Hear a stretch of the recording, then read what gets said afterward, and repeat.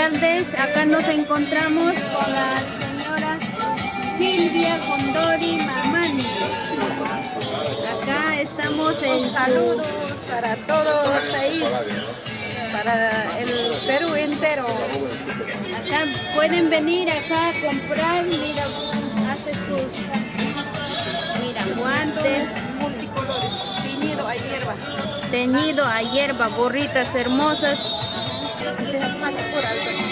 Acá hay, mira, tantas cositas, mira.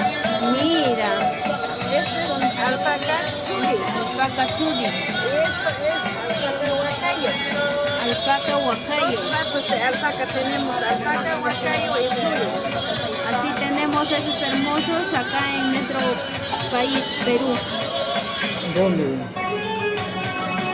dónde están, mami? Región Puno, provincia Lampa, distrito Paratía. De región Puno. Pueden venir amigos acá a visitar y a comprar los hermosos trajes también que se hace a mano.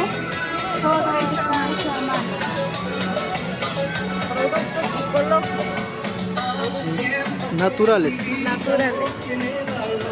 Bien, eso fue todo por hoy día. Gracias, hasta luego. Gracias, Anita, muchas gracias.